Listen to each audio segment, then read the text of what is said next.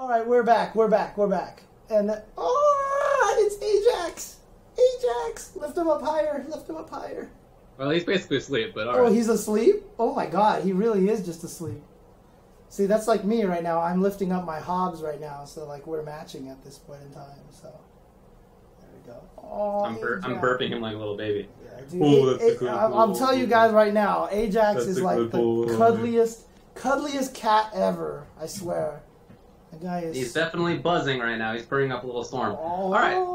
So, NRS just released Starfire. She's the newest character for Injustice 2. That's correct.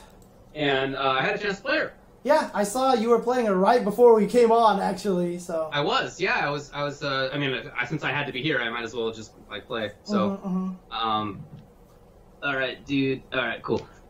So anyway, she was described on the Watchtower stream as being like a simple character. They said that she's one of the characters that they designed for people who are trying to like get into it without like really like kind of like trying to spend a ton of time figuring stuff out. Right. So sure enough, she only has like a few strings. Oh. She has like 4 or 5 strings total. Okay.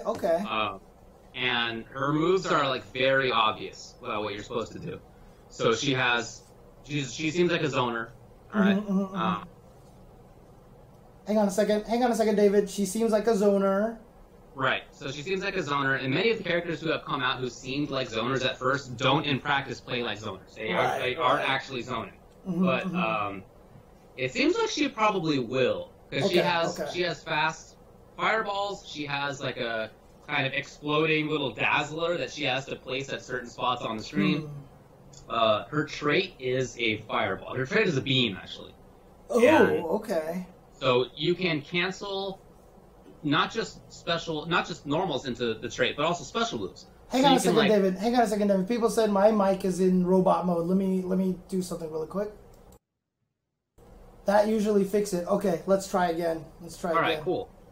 So she can like throw a fireball and then cancel that into her trait beam, right? Oh, hang on a second. Okay, continue. So she cuts off the screen really fast. She seems like really big damage with like minimal combos. Like I spent a minute and I found a combo that's just like basic back 3 into yada yada yada. That was like 400 damage. Nice. Meterless. So she seems just like an effective zoner that has good combos. Doesn't really have mix-up. She's not like an overhead low character. Her footsies seem okay, but probably not great. So yeah, like super obvious zoning damage character. I saw in a video. I think that you might have been the one that retweeted it, but that a Starfire can like. It looks like she can actually Tiger Knee that beam.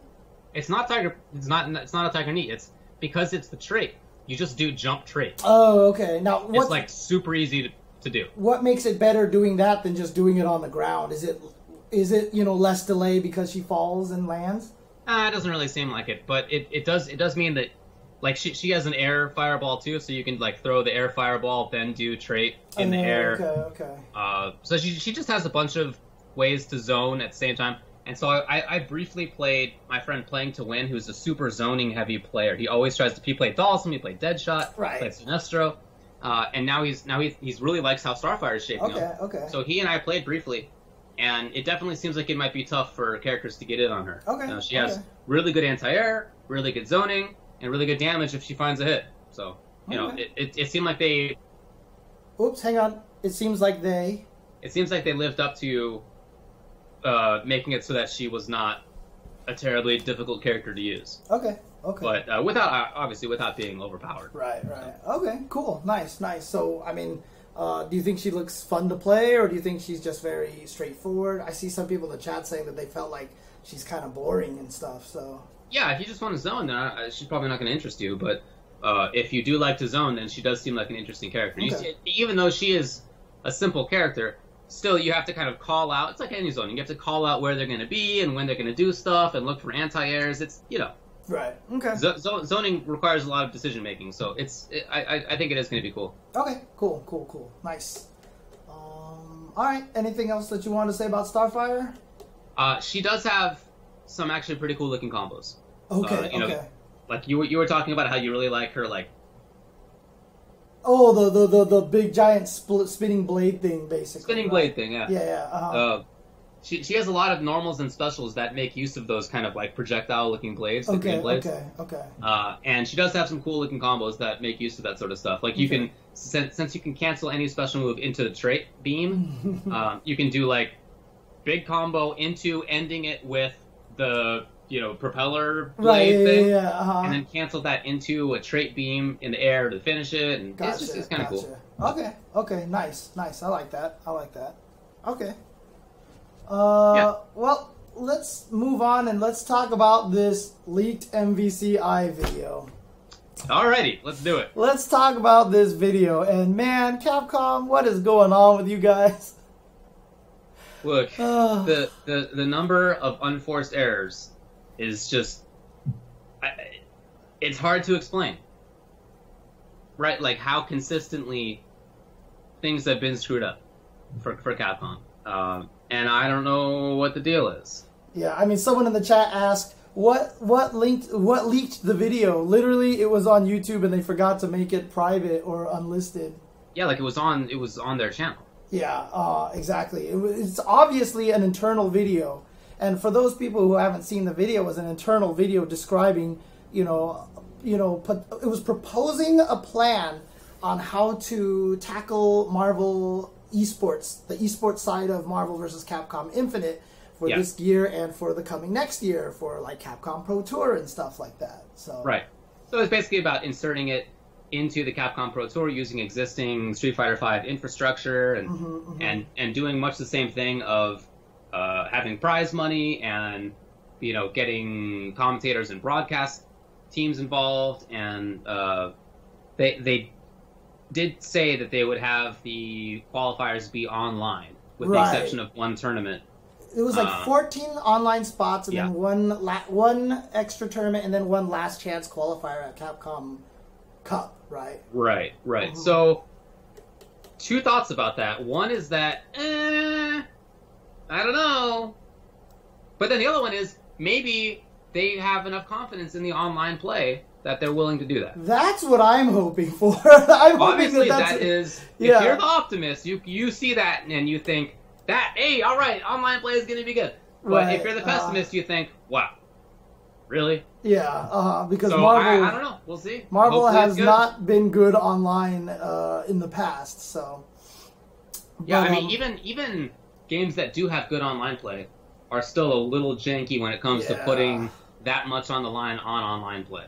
Like, there are still sometimes you have disconnects. Still sometimes, if you're on the other side of the world, you're still going to have funky ping situations. Like, it's not going to be perfect, so I don't know. And then man, I mean, it's not even just for this event, too, but MvCI had just better have good netcode. Because if it doesn't have good netcode, I mean, I think that could be a massive nail in the coffin for that game, to be honest, especially with the general public perception and general sentiment for that game right now.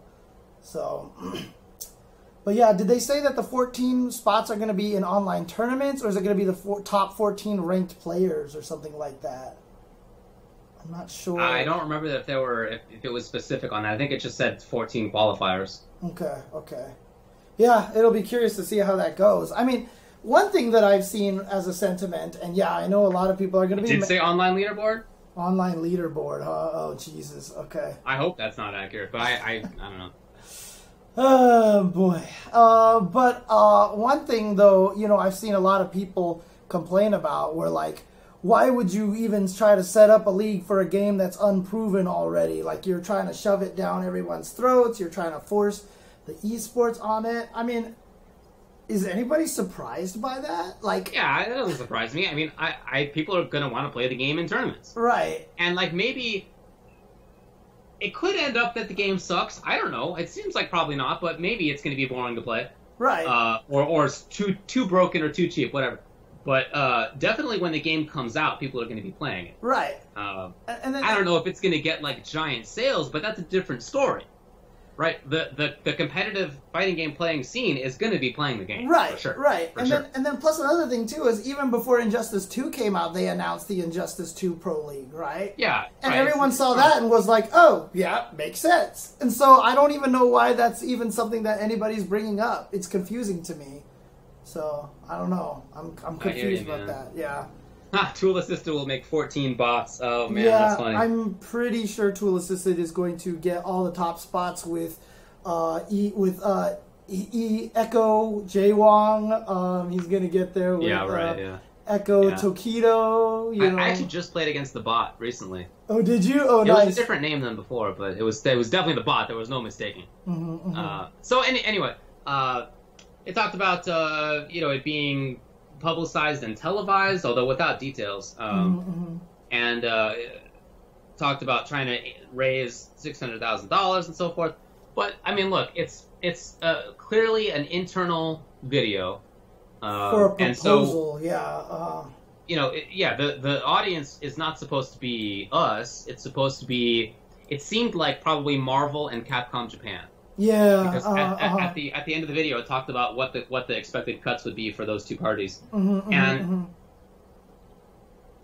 Oh, hang on a second, David. You said cuts for those two parties, and that's how it looks to create a video like that. You come up with ideas, you pitch them, and maybe they're the end result, maybe not. Like, the other parties have to agree to them, and so you have a little negotiating process. Right, so exactly. I mean, the stuff that's in the videos, it's not in the video. That's not something that you can take as gospel. Or That's not like exactly how it's going to happen. That's of course, a proposal, and you also have to remember too is that for most situations, proposals are always kind of like, I don't want to call like. It's like when people ask you how much you want to get paid for a job. You always go a little high because then the negotiations will go low. Indeed. So obviously a lot of those numbers are not set in stone. And again, I don't know. I watched the video and I was just more like, man, Capcom, how come you cannot keep anything under wraps more than anything else? Nothing in the video shocked me or surprised me. And I feel like at this point, people who are yelling about a lot of things, the content of the video. I mean, some things that maybe you might want to be mad about, but I feel like a lot of people are honestly trying to make things up. I don't know. Again, maybe I'm just being too optimistic. Maybe I am a shill. I don't know. But, unknowing shill. I just didn't know it was, like, I just didn't see it and was like, what? How dare they? Nothing struck me as that. I don't know. Yeah, I mean, I think I felt the same way. I wasn't terribly surprised, other than the fact that it's public. Right, that's surprising. So people on the chat are all saying that it wasn't even Capcom's fault. It was, John D works for Capcom, so it was uploaded to his YouTube, so... Yeah, I don't know exactly who did it, obviously, but yeah, but that counts as Capcom anyway, so right. He kind of works so, it. So the fact that it's public is a surprise, of course, but the things that were in it were not terribly surprising. Like, they're not using astronomical numbers, and they're not... Oops, hang on a second. They're not astronomical numbers, and... They're not astronomical or super small. They're in, kind of the range of numbers that seems like what I would expect. It's, it wasn't anything wild. And the fact that they're trying to make it happen, they're trying to make these proposals happen before the game comes out, seems like very much what they should be doing to me. And because that certainly, again, this doesn't mean that they're going to have this esports thing immediately, but it does mean that they're considering it internally, which they should be. Right. They should be planning for that. Again, maybe the game comes out and everybody hates it and it sucks and nobody plays it and again it dies. So if that happens, then maybe they don't announce this, right? Maybe they don't announce having the thing being Capcom Cup. Right. That's probably not going to happen.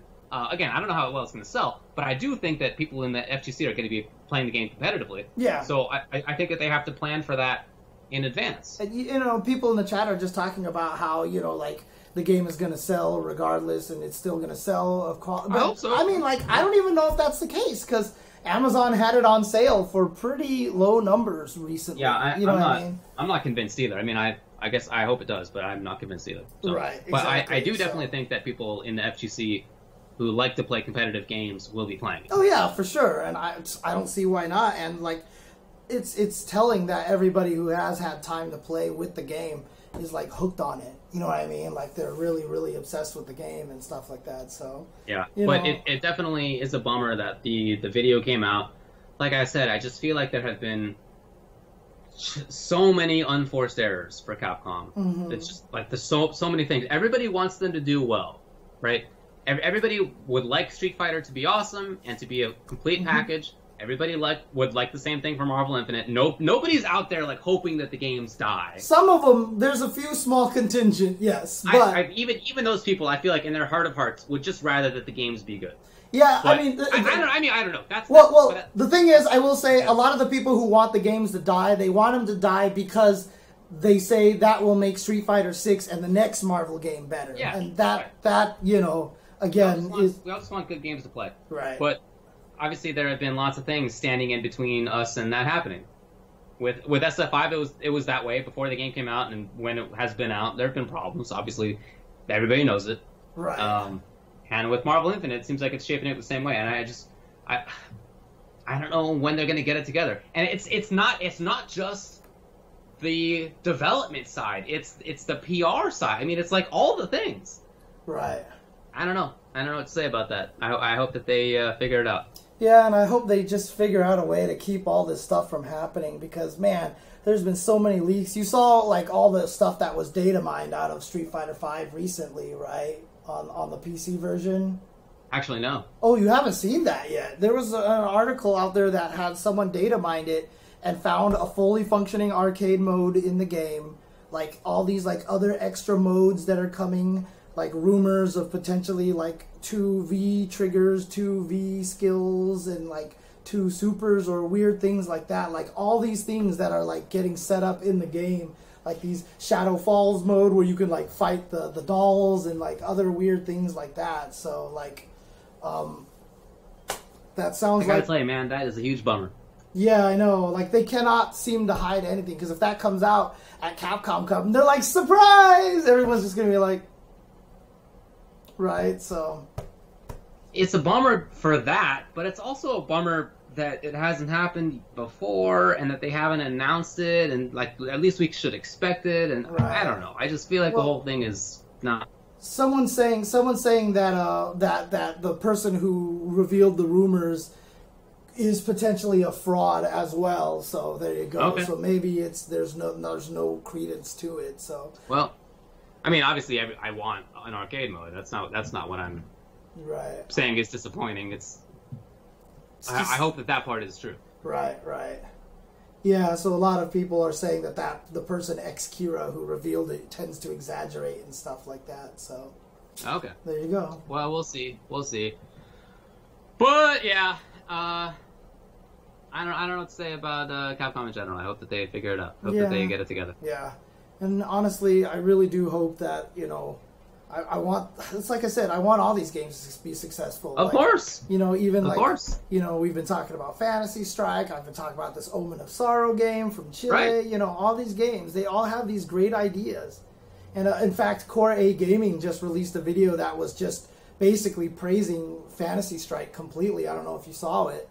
Yeah, I did, Yeah. So, a lot of potential in a lot of these different games. I really liked what Serlin said in that video, that he's trying to find something in between Dive Kick and everything else. I think that is definitely a space that has no occupants, I think that makes a lot of sense. Yeah. I think that makes a lot of sense. Sixsaw, people do want arcade mode. It might be that you don't. I don't care about it either, personally. But I know that a lot of people do. A lot of people like to play against CPU in arcade mode, and it's also an expectation. It's like you go into a fighting game expecting that to be part of the package. Right. Because it's never not been. Until now. So. Yeah, and I don't know, man.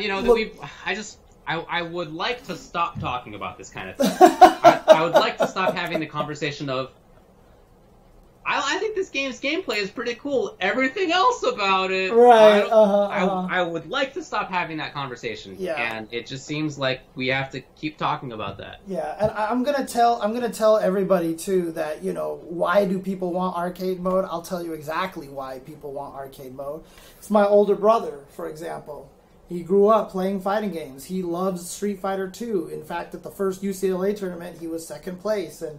You know, he was winning tournaments back then. I used to play with him all the time. He was my main training partner. He was super good. We played all the way through Alpha 3, CVS1, CVS2, all that stuff. His favorite hobby right now is movies. He has 2 kids. He has a family right now. He's got his day job. Fighting games are just not something that he can spend time in. But he still wants to play them. So when Street Fighter 4 was out, he bought every version of it and just beat the arcade mode with every character to get everybody's endings, because it was a way to play a video game and actually have a goal, you know, to beat the game, but still have fun playing the game. And he has no interest going online to play people. Like, he just doesn't have time to dedicate to that. So no, look, it's the same way for my middle brother. Mm-hmm. He does the same thing. He, in Street Fighter 4 and for other games, he buys them and he plays arcade, and maybe he plays online a little bit, but nothing serious. He's not trying to get like great at it or anything. He's just having fun. Right. So when SF5 came out, I actually don't recall if he ended up buying it, but I remember having a conversation with him about it, and he asked me like, so like it has all the things, right? Like normal, like just like not even like, does it have all the things? It's more like it has the thing, right? And I had to be like, I don't think so, man. Doesn't seem like it. I literally had to tell my brother, don't buy the game. Like, I have, like, as much as people have called me a shill or whatever, I have told my brother and a couple of my other friends who I know don't take fighting games that seriously, I was like, don't buy the game, because you will have nothing to do in it. You know, so I'm like, if Capcom's listening, they're going to be like, man, James, you're hurting our sales. And sure enough, I literally have caused maybe like 4 or 5 or 6 people to not buy the game because I literally told them not to. What an agenda. Yeah, I know, right? But if they had arcade mode, I would have been like, do it, you know, because it has what it is that you want in there. So, of course. I don't know. So, like, I mean, that's as much of a Capcom shill as I am, you know, like, take that. So. Well, the whole thing is a bummer. I just, one of these years, I can't say for sure we're going to stop talking about this. One of these years, I hope that we're going to be able to stop talking about this. Yeah, I mean, look, I guess one of the reasons why I wanted to talk about those rumors is because deeply secretly in my heart, deep within my heart, I want it to be true so badly. I want it to be true so badly that all that stuff is there, so. Sure. Yep. All right. Right, Rift Tripper, that's exactly what's going to happen. Yeah, it sure is. You're done. I'm going to be left behind, man. Hope for that Arxis money. Shoot. I'm screwed. No, just kidding. Sixsaw says, why not demand an actual good single-player experience rather than the epitome of laziness that is arcade mode? Well, I'm with that. Like, for example, I really like what NRS did with MKX and now Injustice 2, of having you know, big... Having big... Go. Having big. Having big.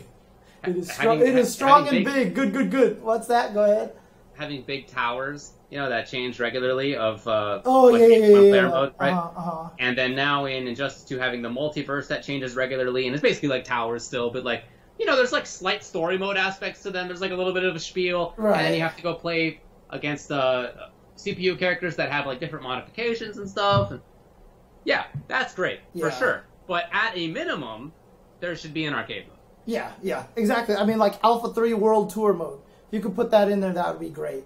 Like, my ideas for Street Fighter a long time ago was, like, even, like, platforming games.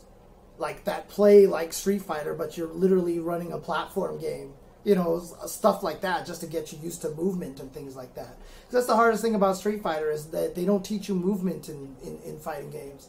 And that's, like, one of the most important things. If you give someone a platform game that plays like a fighting game, then you will understand that movement, and you'll try to understand of trying to get into range of things and stuff like that. So, yeah, Mythology Sub-Zero. I mean, like it sounds silly, but honestly, like, I feel like it's kind of valuable. Very much like Break the Targets in Smash Brothers that I've talked about a million times. So I hear you, man.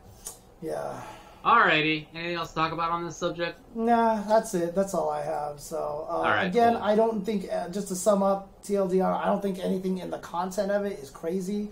was obviously meant to be an internal video. It's Yeah. How could you not expect them to have this kind of proposal? And finally, I do though think it's hilarious that the hot dog John Nitty was on the footage. Was he? I missed him. The hot dog was right there in the middle of the screen, and it was hilarious. I laughed out loud. Nice. And that's like so bizarre. But if people don't know him, he's I think mostly an NRS player now. Although in the past he's not been, but I think now he is. He made top. It was hilarious. He made top 8. He goes to every event dressed up in a hot dog costume. All right, he doesn't wear it in his day-to-day life. He's not like some super weirdo. And well, you know what I mean. But he got top 8 at a recent tournament. I remember. He's pretty good. Yeah, he's pretty good. But he does go to every tournament dressed up like a hot dog. Right. And of course, I in that video announced Infiltration as the first official winner of Marvel vs. Capcom Infinite. At least that's what it made it sound like I was implying. So I thought that was sure funny. did.